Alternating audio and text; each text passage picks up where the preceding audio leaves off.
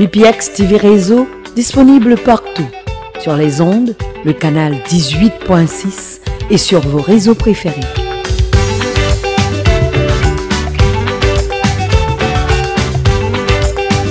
BPX TV Réseau, l'espoir de la culture haïtienne pour tout le monde.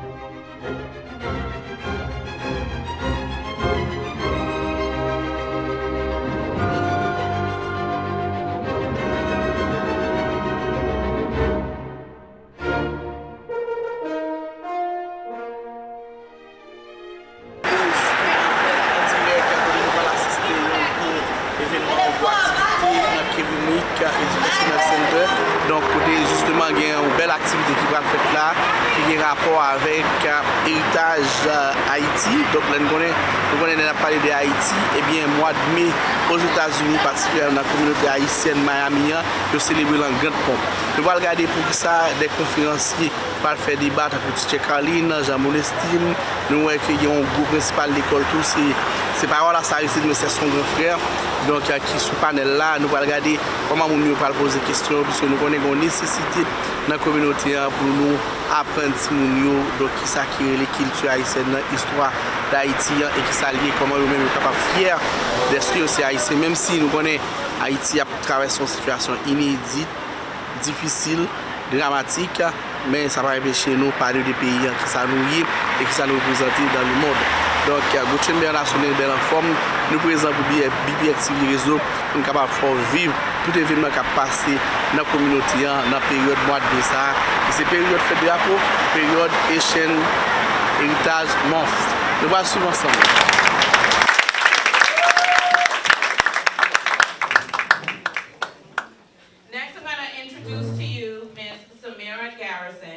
Ms. Samira Garrison is the president of the Caribbean Student Association, and she's going to introduce some of our panelists as well.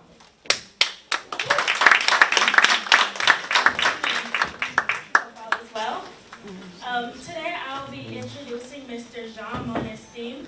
He is an esteemed leader in government, business, and education, and making history as the first Haitian American elected to the Miami-Dade Board of County Commissioners.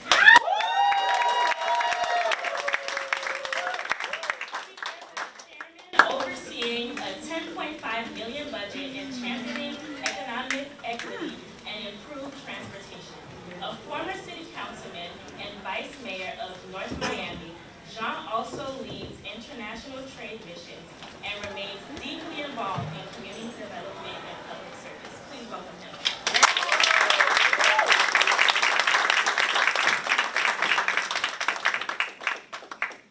Next, I'm introducing to you Ms. Adeline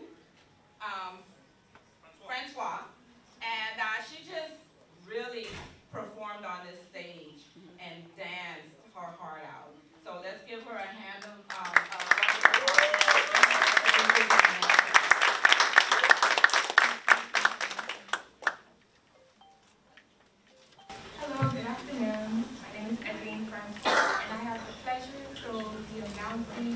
Sandy Dorseville. Ms. Sandy Dorseville is an influential advocate for Haitian arts and culture with over 30 years of experience as the executive director of Group 1804 Foundation and former director of the Little Haiti Cultural Complex. She has significantly enriched Miami's cultural landscape. Sandy spearheads vibrant community events such as the Sound of Little Haiti Festival, passionately promoting Haitian heritage and fostering cultural pride and awareness across diverse audiences.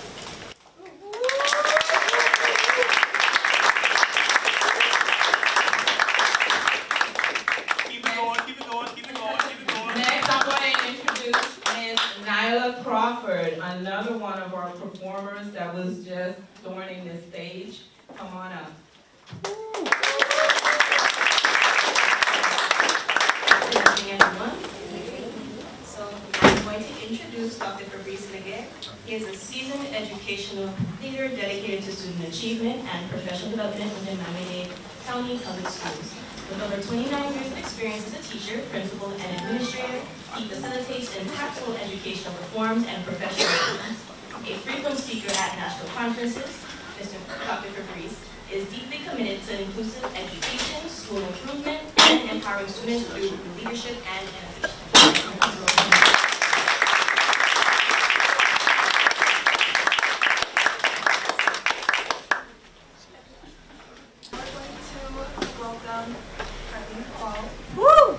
All right, affectionately known as Teacher Carlene, is an esteemed educator, advocate, and media personality committed to supporting Haitian youth and immigrant families.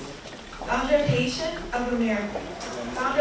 American Youth of Tomorrow, and Executive Director of Good Samaritan Relief, Carlene has provided essential resources and advocacy for more than 25 years. Hosting a popular educational radio show, she uses her influential voice to educate, empower, and uplift the Haitian American community locally and abroad. Please help me welcome Carlene Hall.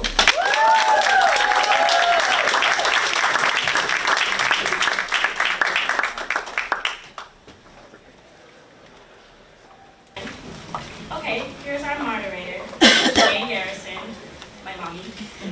She's the Executive Director of the Haiti Entrepreneurial Education Center at Miami-Dade College, where she has dedicated over 34 years of service, including more than 25 years in leadership roles spanning student services and academic affairs.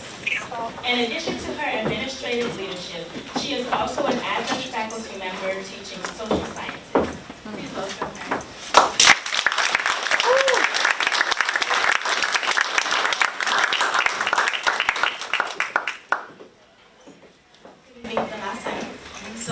Lastly, we are going to introduce Ms. Danielle Boyer.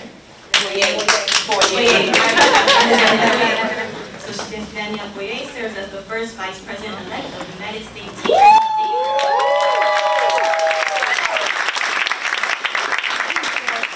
She is a dedicated advocate for educators and students alike, with extensive experience in public service and educational advocacy.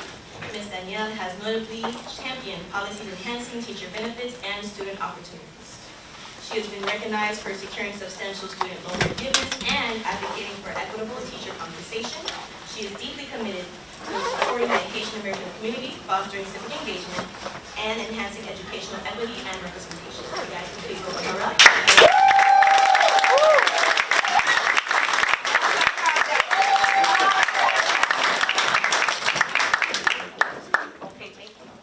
PBX, TV Réseau, c'est lui-même. Pas rien l'auto positionné à ou ses yeux ou ses oreilles communauté à et c'est eux même pour qui éduquer c'est eux même pour qui faire connaître ça qui passer kembe femme kembe travail là continuer kembe la balague. So let's begin by grounding ourselves in the theme of tonight's chat, Haiti Rising. A legacy of culture, influence, and resilience. What does this phrase mean to each of you personally and professionally? We can start with Teacher Carlene. Good evening, everyone. Good evening. I took my time before when I thought about these questions, Resilience to me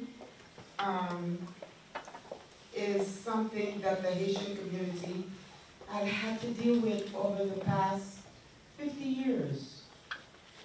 We are thought to be the first Black republic. However, we have been diminished, and our Haitian brothers and sisters have been taking Haiti for granted. And today, when we look at the situation that we're in, we have, as Haitian American living abroad, come together, mobilize, march, because if we don't, we will not have the Haiti that we knew in my days.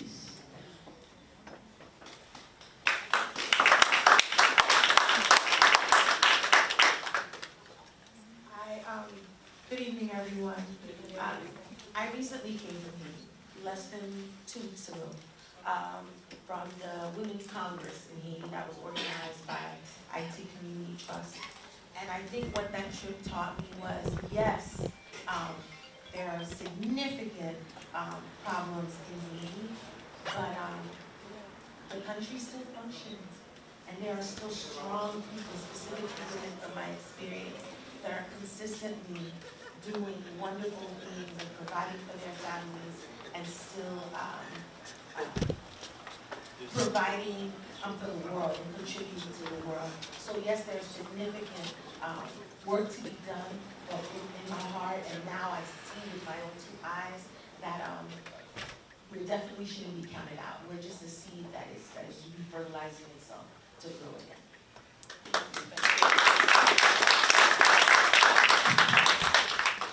Bonsoir tout le monde.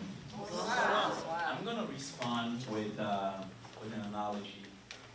Something that my business mentor shared with me once when I had to make a decision, and which helps me understand why Haiti is going through so much. He told me, when you know nothing, stand for nothing, and have nothing, nobody cares about you.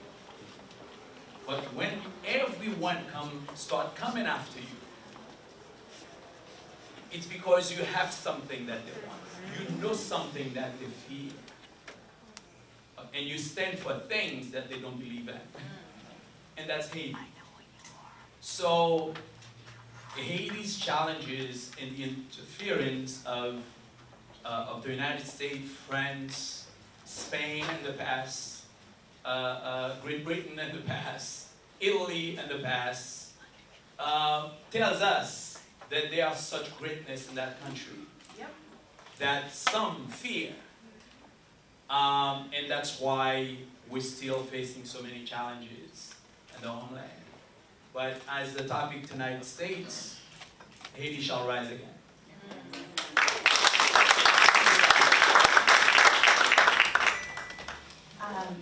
When it comes to the topic at hand, for me, I look at it as a first generation born in the United States, where my grandparents and my parents had to flee for their lives from not one dictator, but 2.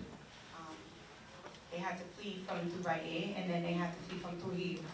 So I'm technically Hispaniola American, so I'm truly Haitian, if you get my joke. So I believe in being piment rather than piquant. Because piment, it saturates everything. So first things first, education, which means knowing who we are, knowing what we've contributed, and knowing where we will be in the future. Just because right now, and within the past 50 years, we've had struggles, our resiliency is part of who we are and our fabric. But we have not only liberated ourselves, this country, United States, France, as well as all of Latin America and Greece, but we will be respected for who we are, what we do, and what we contribute. So for me, education, and letting people know We may be poverty in the aspect of economy, but we are enriched beyond measure and beyond riches in every other aspect. So that's how I see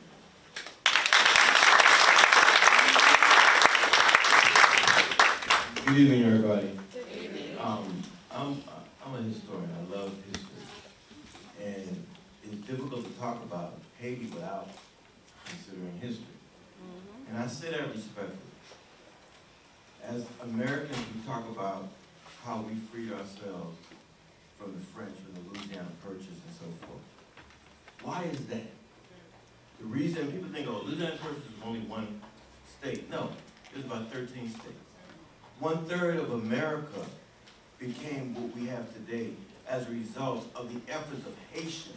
Because we defeated Napoleon in Haiti, he no longer had the manpower to keep us down over here. He had to sell the Louisiana Purchase for little or nothing. You know, when you don't know history and people keep you ignorant about actual facts of who you are, you start to have less respect for people. Because if you knew their history, you would appreciate them. You know, and that's across the board. And I say that respectfully. Haitians are the only people in this world that came to America and fought on behalf of African Americans. The Battle of Savannah. You look at different parts of this country where Haitian soldiers, after they gained their freedom, came to America and fought because they felt that slavery should not be something anywhere in this world. And that's who we are as a people. You know, and folks who don't know that will say, oh wow, this, that, you know. The other day, we got a new pope. And he's from Louisiana. And people say, oh, his grandparents are Haitian. I'm not surprised. The first blacks in Louisiana were Haitians. The slaves from Haiti came to Louisiana. I mean, they were brought over by slave masters and so forth. And now our Pope seemed like a beautiful man, but he is an example of diversity. The thing that other folks are trying to push away, they don't want to teach us things in school, get rid of. We don't want to teach you about African American history. We don't want to teach you about yourself. Why are you afraid to teach about yourself? Because not only will you learn about me, but maybe you learn a little about yourself. But I'm going to leave that alone.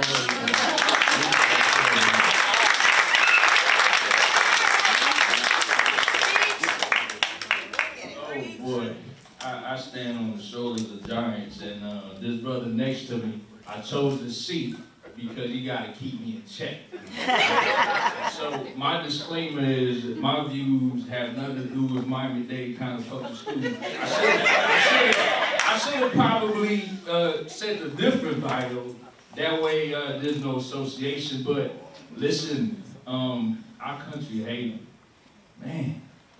This concept I'm gonna leave you with tonight. It's called Haitianité.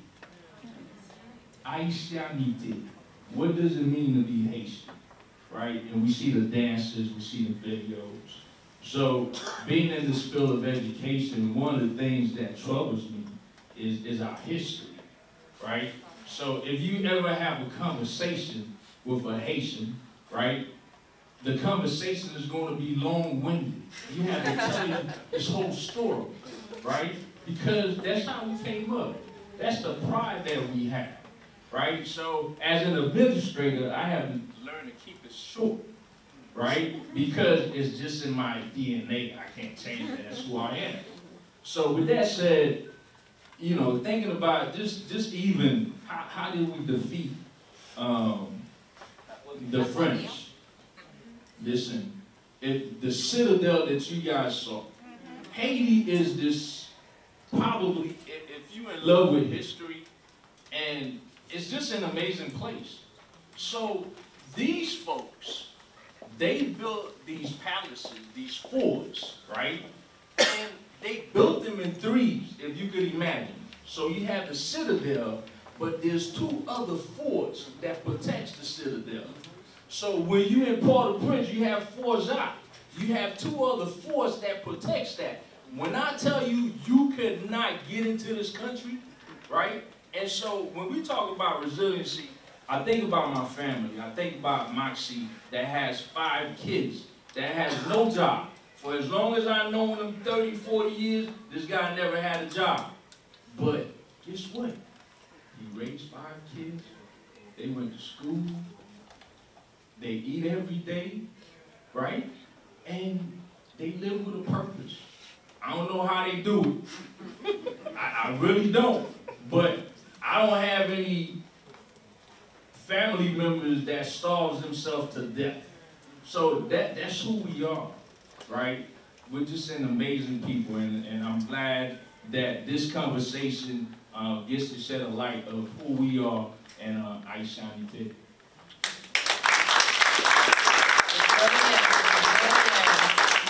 Education, strength, warriors, saviors of other nations.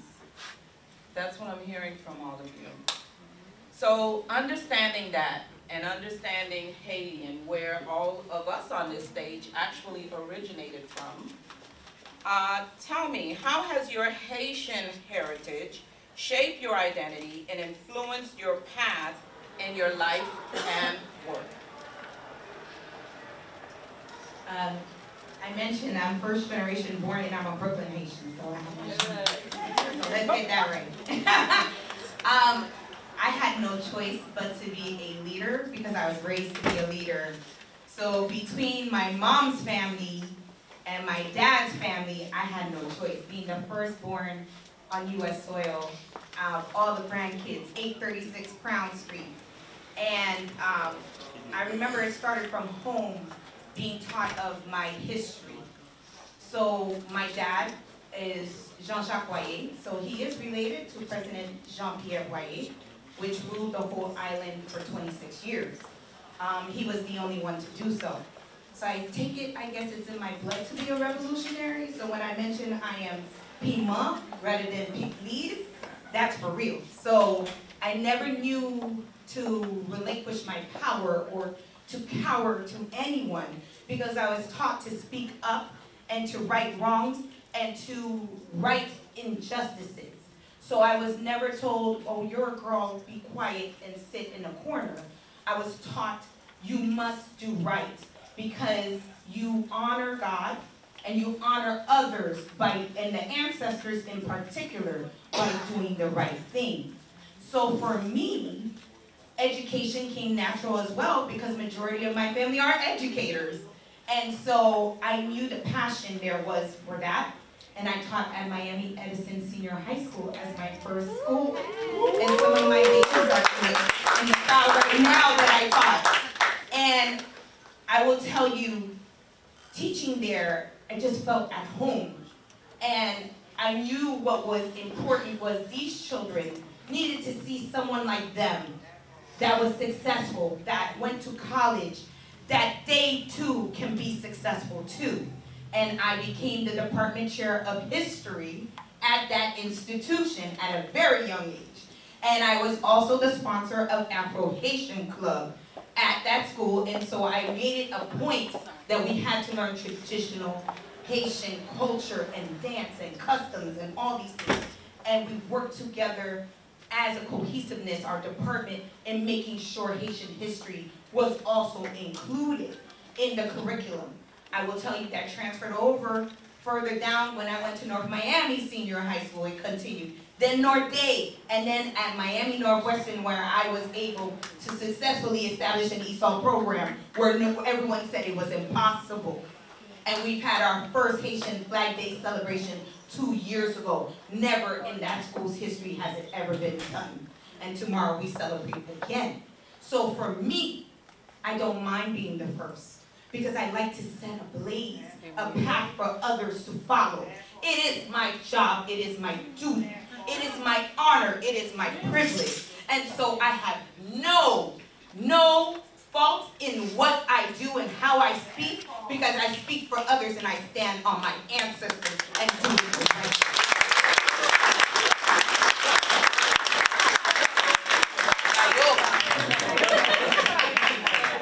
Madam Director, before I answer your question, would you please allow me one of personal privilege to honor a powerful leader in this program? Carl Paul Noel. the first black fire chief in Miami-Dade County. Good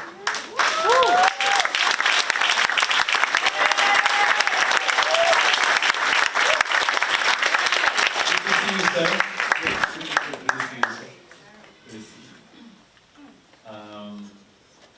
Is it my turn? You can go. Yes, you have the mic. You have the mic. How does my Haitian heritage shape my personal identity and professional journey? Well, I am hardworking. I am ambitious. I am studious. I am strong. I am determined. I'm not superior to anyone, but I am someone who even dare anyone else to show that you are superior of me. That's right. And because of that, I am Haitian. Because of that, I am Haitian. Nothing keeps me down. Success is expected out of me. If I'm somewhere, though I may be loud or I may be quiet, a lot is expected of me. If it's not expected of me at work or in my profession, by my peers and by those around me, when I get home, my family expects that of me. Because of that, I am Haitian. I may fall sometime, but though I may fall, my eyes always remain fixated above. I aim high, and I demand a lot of myself. Because of that, I am Haitian. I am always the underdog, but just as the slave fighters, when I get to Vertières, when I face my enemies, whomever they may be, in that battle, however powerful they may be, they don't fear me. They don't fear me. The more you put me down, the more I expect to rise. The more I expect myself to overcome. Because of that, I am Haitian. Because of that, I'm Haitian. So I don't want to close without asking everyone who's Haitian, who's in this room, who's listening, tell people your story. Tell people your story. And they will understand what being resilient means. I honor my ancestors. I honor my elders. I respect them. I follow their path. Because of that, I am Haitian. I am giving. I am hospitable. Because of that, I am Haitian. So, should I still go on? No. I think we got it. Because of all of that, you are Haitian. Yes.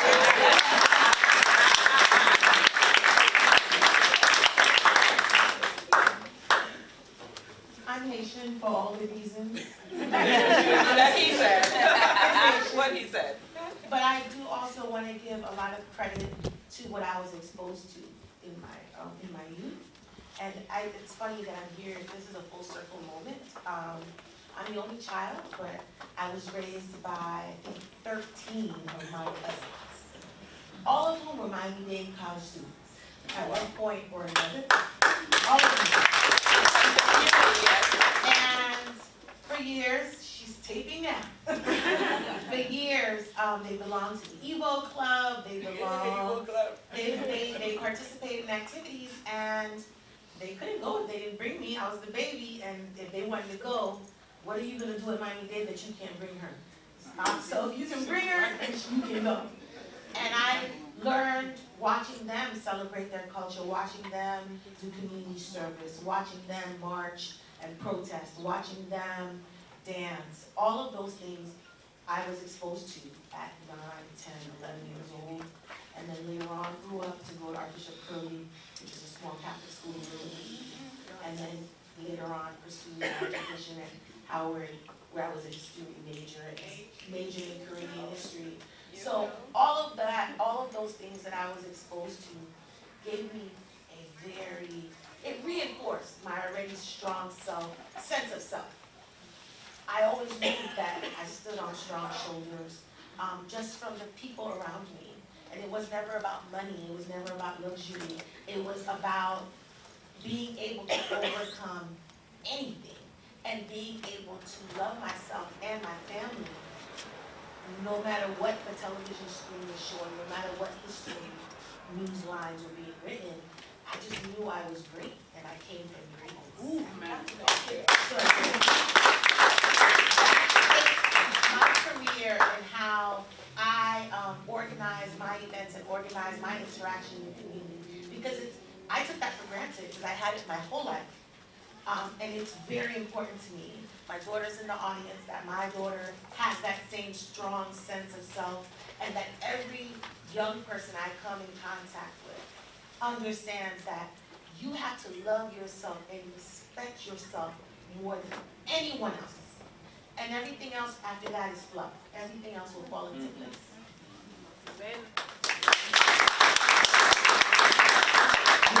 Steve, my former boss,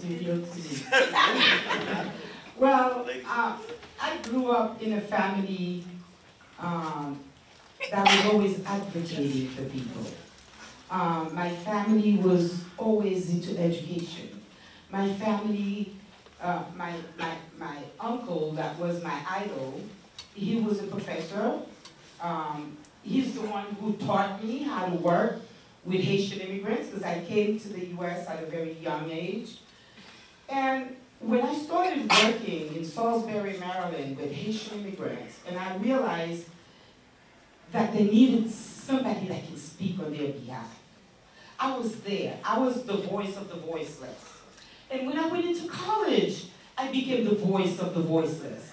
When the students were unable to speak about what was happening in the college campus, I remember I was in the front of the New York Post telling the vice president of Queens College that he stunk and the president was his deodorizer.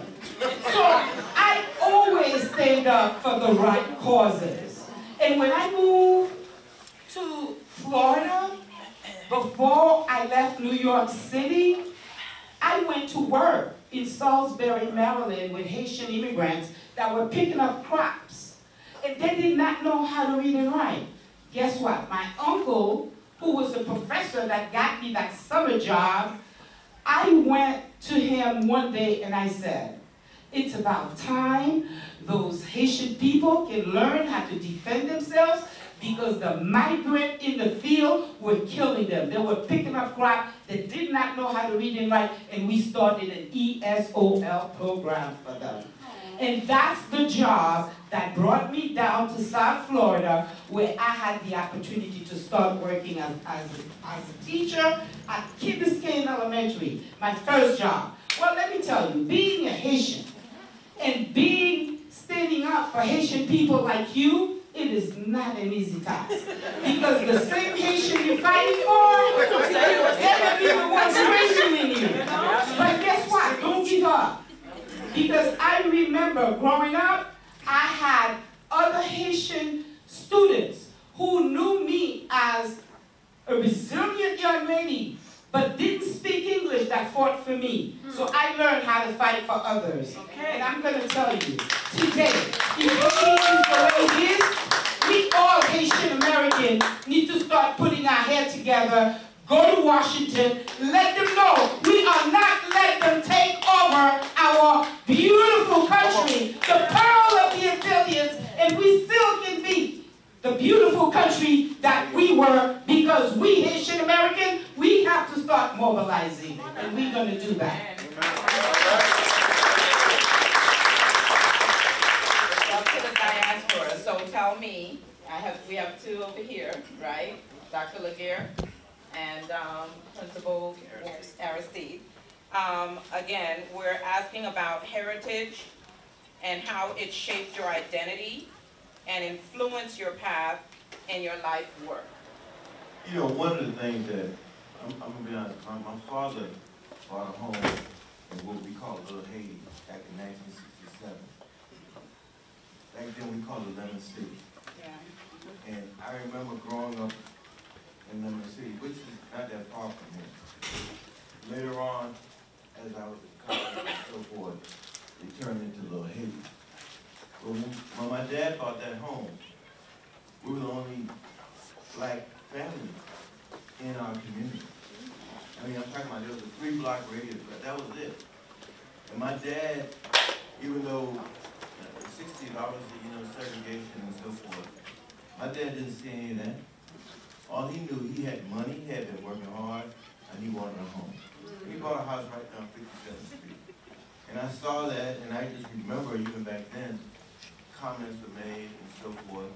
But the reality of it was, my dad taught us at a young age to always go for what you want, fight for what you want. I have a brother that's the state representative of Walls Harris-Steve. He's a fighter, you know, but we learned that at a young age. I think also growing up Haitian, you learn at a young age to be respectful of each other. I remember a teacher had a parent conference and called me and my brothers, meanwhile, because we were in school, we were attending St. Mary's on 75th Street. And the principal was concerned, the teacher was concerned, well, he don't, they quiet, but they don't look us in the face when we talk to them. My dad said, I teach my kids not to look adults in the face. Now that's old school teaching, but that's part of our culture. And it's not so much that you're less than them, but you pay reverence to the fact that they're older than you and you respect that. Right. And I've always, you know, seen that. I remember, and going back to my dad, you know, my dad used to have a saying that teachers never wrong. You know, and he said the teacher's never wrong. Teachers never wrong. And as a child, I knew I couldn't do right because if he's the judge, I'm already wrong. You know, so he said if you ever get in trouble, the teacher's never wrong. So I did my best not to get in trouble. Because this man gonna side with the adults every time. Later in my life, when I became an adult, I became a teacher. I said, Dad, did you really believe teachers? He said, no, that's the time they were wrong. I knew that. I wanted to make sure you didn't fall into that thing. And I say that respectfully. I think we as a people, we as a culture, that respect peace, understanding our role, knowing our lane as folks is a very positive. Also, growing up in Miami, I wasn't born in Miami. I was born in Bahamas, but we came in when I was 3 years old. I was a baby. But you learn how to pivot as well. And you know, I've always loved and appreciated my Haitian ancestry. You learn how to, I see a young man, where's Vladimir? Let's go Vlad. Vlad, he's filming right now. But Vlad was one of the founders of the Haitian Igbo Club in Miami-Dade, back in the Miami-Dade North, back in the 80s. Some of you weren't even born. And where's Vlad? I saw him running somewhere. But Vlad and I, we were both in that club. And ironically, when he was the president of the Haitian Igbo Club, I was a member of the Haitian Igbo Club. I sat on the board. And I was also the president of the Black Student Union. So we learned how to pivot. We learn how to pivot from culture to culture because it's important. Yes. You know, we're going to live in this country, we have to know the ways of both cultures. Yeah. But I can honestly tell you, just growing up Haitian American, some of those basic values that our parents teach us, those things that they instill in us, is what keep us together. Sure. Importance of education, respect, understanding, being sensitive, being tolerant, things that we don't hear that often. You know, these days we learn how to be intolerant, and we try to separate people. And I grew up in an area where, hey, you have different cultures, different varieties, Hispanic, you have blacks, you have whites, whatever. You know, we have different groups. And I think we learn from each other, because we realize there's strength from each other more so than the weaknesses. And folks who would try to not embrace DEI, they like it when we're ignorant about each other, that we don't want to learn about each other. People who don't embrace opportunities to learn from each other, they do that because as long as you keep us ignorant, I will never get to know who you are. You will never get to know who I am. You can just look me in the face and make all the assumptions in the world about me. And that is so wrong, that is so false, and so forth. But I say that respectfully, and I say that in the sense that as Haitians, we grew up very humble, we grew up very respectful, and we love education. That's part of who we are. And I learned that going off to Florida State University. I started off at North, at Miami-Dade North. That's right there. He was the president of the Haitian Igbo Club. I was the president of the Black Student Union. We would literally go play soccer, then run across the street and go play football. That was real. But going to Florida State University, and that was in the late 80s, and I hear stories of Haitian kids committing suicide. And back in Miami, I remember having a professor at Florida State, Dr. Naeem Akbar. I love this man. Dr. Akbar, who was a brilliant psychologist and historian and so forth. And when he first met me, he said, "Are you Steve?" He said, "You're Haitian?" I said, "Yeah." Because back then we didn't have too many Haitians going to Florida State. And he said, "Man, you need to walk around here with your chest out." I said, why you say that? He said, if people knew who you were and what you represent, they will all respect you for what your people have done for this world. He said, "Brother, don't you ever let me see you walk around with your head down and your chest." He said, "You need to walk with pride because you are a Haitian American." And this is African American man. So folks who understand, who know, they know. They respect you.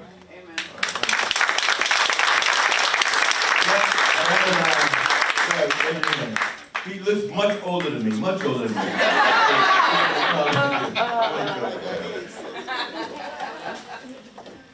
So, I guess we got to give people flowers, man, while they're here and not when they're gone. So, my first flower go to Teacher Carlene. All right. Listen,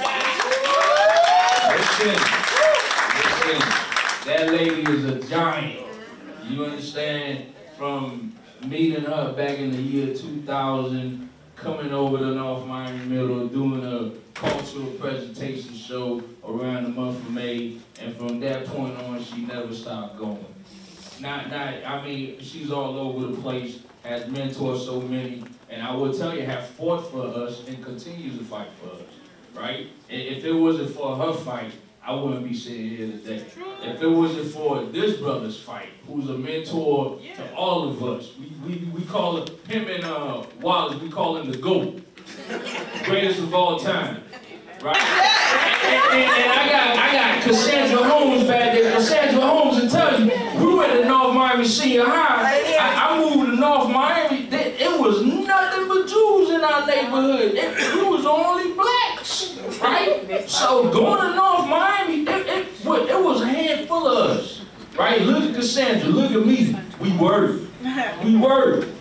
That's what we do. And I believe with the respect, the love. Listen, I told my son the same thing. That teacher called me, man, they better not call me. Because the teacher's always right. Because that's what my mom would say. The teacher was always right. Right? So these things are instilled in us. That we get it from our parents. This generation. Generation after generation, that's just who we are. So I just work. That's it. That's it. That's amazing. I had a lot of questions here, and like you started off by saying, we tell our whole history as you asked us a question, and that's because of who we are, because we have so much rich history, and we want you to know the backstory before we, lage pimasu. I'm sorry, my Creole is very chaque, but you know what, it runs through my blood.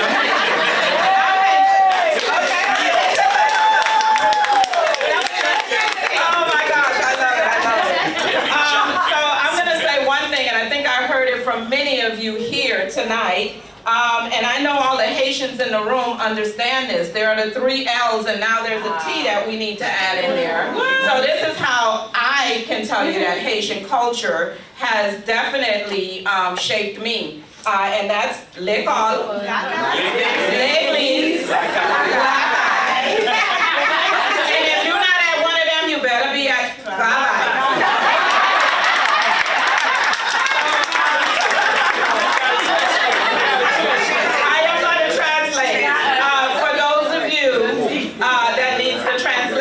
Right? Our culture shape us because there are 3 places that we are expected to be as we are growing up. L'école is school. All right? L'église is church. All right? And, or whatever you believe in, church, you have to have a belief system, right? And then, la calle, that's home. If you're not at one of those 3 L's in Creole, then you're probably creating some trouble and your parents are coming to look for you and all your friends don't run, they're going to let you get it. And as we get older, the next thing that is expected of us is to work hard. Work, keep on working, and when you're tired, work some more. You have to, because nobody else is going to give you anything. We're taught that from a young age, and that's what shapes us, right? And I think I heard a little of that from all of you. Advocacy, school, education. We need to do that. So I'm just going to ask one more question, although this is so good, I have so many questions. However, we are patient, and it's going to take us a long time to get through each question. Unfortunately, we have a limit on time, and I want to respect the time of you all that are here. We have some more fun for you outside, and I'll tell you a little bit about that after all of my panelists answer this question, very short-winded. They're going to answer it, okay? So what elements of Haitian culture, and you can just think of one, right? Do you believe are often misunderstood or overlooked in American society? Wow. Who wants to take that first? Let me take it first. Because everybody's. I think there are 2 things. One is extremely, I think, the Haitian mindset is misunderstood. There's a Haitian mindset. And most of what we talk about here is about that mindset. It's misunderstood because people think it's about being arrogant. And it's not. The other thing, the other thing that is misunderstood, when you come here as a refugee, as I was, as an immigrant, people think you come here, you need a handout. That is a huge misconception of Haiti. And that's why I like to remind people of something that Sandy just alluded to. I'm one of the founding members of Haiti Community Trust. This is an organization which is building the first endowment for Haitians by Haitians to serve non-profit organizations in Haiti. And the other day I was talking to friends and share how important that is at a time when US aid is no longer going to Haiti. And mind you, people don't know the statistics. And I had a meeting at the State Department, I'm going to be short. 15 years ago, to tell them that the money they keep sending to Haiti doesn't reach the people. Yeah. By the way, less than 10% of the $800 million USAID used to send to Haiti reach the people that need it. Less than 10%. So that's 2 mindset. When Haitians talk about their experience, their spirit, it's not being arrogant. When we knock on the doors like 50 times because you say no, it's not because we're crazy. It's because we are determined. We are told when we need to get something done, we need to get it done. And that's exactly why I think somebody alluded to that. We came here and there were a lot of discrimination. And the people that discriminate against us see our face every day. They don't understand why. Because we don't live in a society where there's discrimination. Haitians have always been president of a country, prime minister, president of the bank, president of the company. So when we came here, we were flabbergasted as people thinking that you're going to discriminate against us. We think of you as being ignorant. No joke, because we've never seen it in our country. Okay, so these are the misconceptions. So misunderstood, underrepresented, you said as well? Yes. So what are the things that you believe is misunderstood or overlooked in American society? Well, that was it.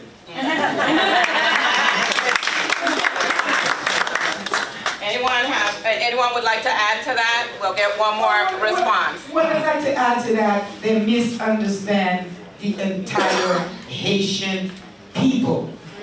Let me tell you something. They will understand us when they realize that we are going to have a second revolt. Because what's going on right now is not acceptable. In my adopted country, America, the country that I became an American to, has a lot to do with what is happening in my country today. And it is time, because we had an American chargé d'affaires who stood up and said, please allow the Haitian people once in their life to take their destiny into their own hands. And I told Nancy Pelosi that a couple of years ago. I said to Nancy Pelosi, because I spoke with all segments of the Haitian community, and I told Nancy Pelosi, the Haitian people told me to tell you that stop telling them who to be friends with.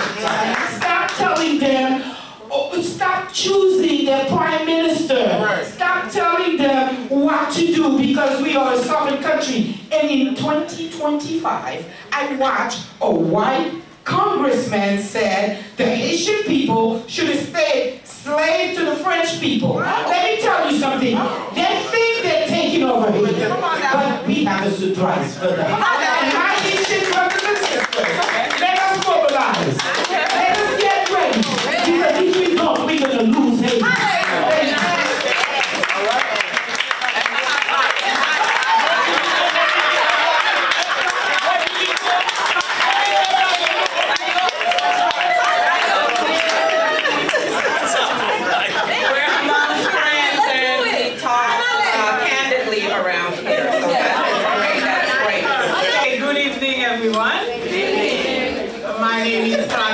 I serve as the Associate Dean of Faculty at the North Campus, and it is a pleasure for me to be here with you, especially among the distinguished guest speakers.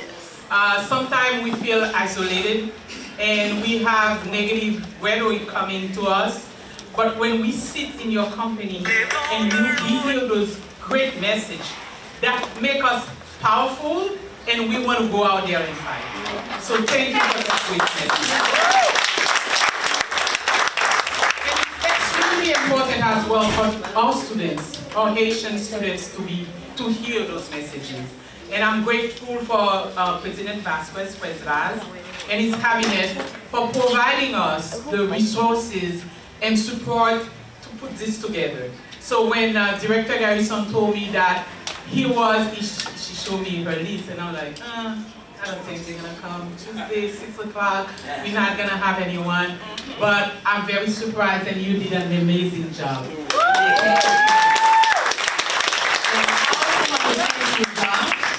Our owner, he's the director of student services here, for helping us put this great event together. And believe it or not, there are 27 members of Haitian Flag Day here in this committee, helping us to create this event, and the one at North Campus on Friday. The president wanted to make sure, he said, in his meeting with us, he said, we want to celebrate you. We want to celebrate the employees of Haitian descendants at Miami-Dade College. We want to celebrate the alumni, the community members. We want that day to be special for us.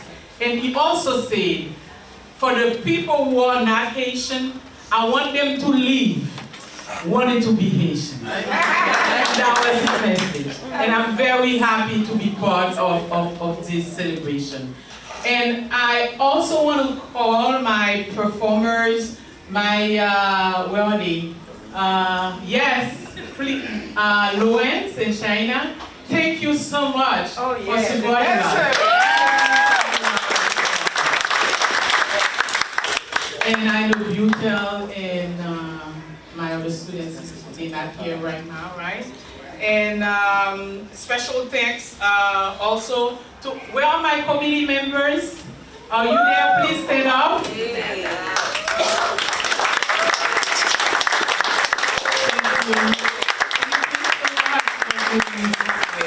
And all of the members of the Haitian National Teacher Association, if you're in the room, stand up. They helped to support you.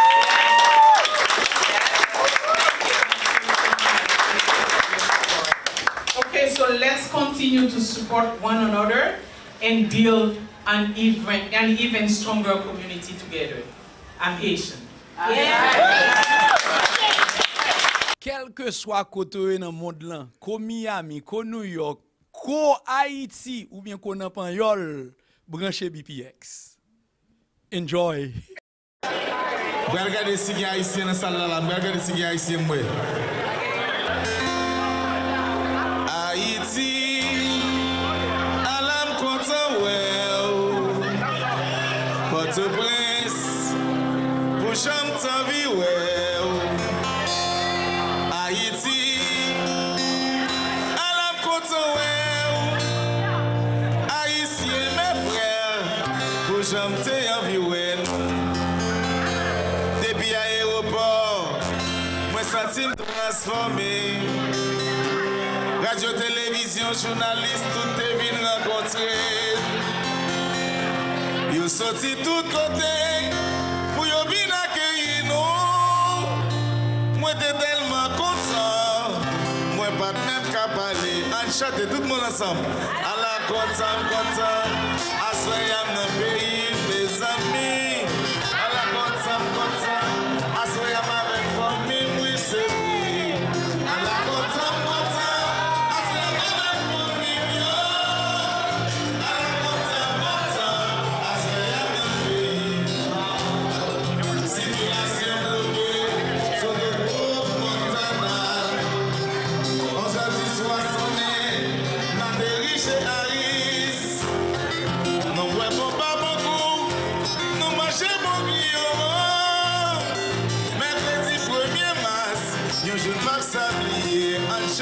Tout le monde ensemble. À la content, à soyam dans pays, mes amis. À la content, à soyam avec amis, oui c'est vrai. À la content, à soyam avec famille. À la content, à soyam dans pays. Tout le monde bonsoir. Et nous réunissons à soyam là pour une cause spéciale. Semaine ça c'est fête drapeau. C'est fête drapeau, faut nous fêter, bleu et rouge nous. Faut nous fêter Haïti. Belle talk show. Devant, net. Toute belle c'est belle, demi-belle pas belle. C'est belle, tout bon qui belle. Belle talk show. C'est ça? It's all good. C'est la même formule avec Belle Jim. You're right. Avec des rubriques différentes telles que Belle Talk Show, Les femmes d'abord, On fait tourisme, handicap perspective, bon Jean Pouillet, artistes en action, culture et tradition. Avec Sonny Belle en forme, Belle Talk Show, qui t'a aimé venir participer. Non, Belle Talk Show. Mais le numéro pour nous relire 786 642 35 35. Tout artiste invité, quel que l'on soit artiste là. Belle Talk Show. Devant, net. Belle Talk Show. Enjoy. L'espoir de la culture haïtienne. Merci tout le monde, nous, ça qui se passe là, donc nous-mêmes, nous toujours là, tout ça qui a passé dans la communauté, tout ça qui a fait parce que j'ai avec les oreilles, communauté. Son bon bagage pour nous capable de fêter l'héritage pays d'Haïti, l'histoire, les faits nous connaissons, surtout si nous qui fait ici, c'est peut-être ça, c'est là, dans ma des collèges 9 campus là, qui ont été organisés, gros conférence de Bassa. Eh bien, nous avons rendez-vous pour nous suivre qui ont un événement, qui a célébré Haïti, qui a parlé de Haïti, eh bien, nous présents pour nous capables de couvrir l'événement. Relez-nous dans 746 642 35 35 ou bien dans 746 458 66 04 et puis là pour nous permettre nous ouais qui ça pays d'Haïti. Première république noire du monde et bien c'est héritage ça n'a célébré pendant le mois de mai. Non pas M. Gauthier Bernard, sont des belles en forme toujours là. Bien activer réseau, l'espoir de la culture haïtienne et tout le monde. Au revoir, à la prochaine. BPX TV Réseau, disponible partout. Sur les ondes, le canal 18.6 et sur vos réseaux préférés.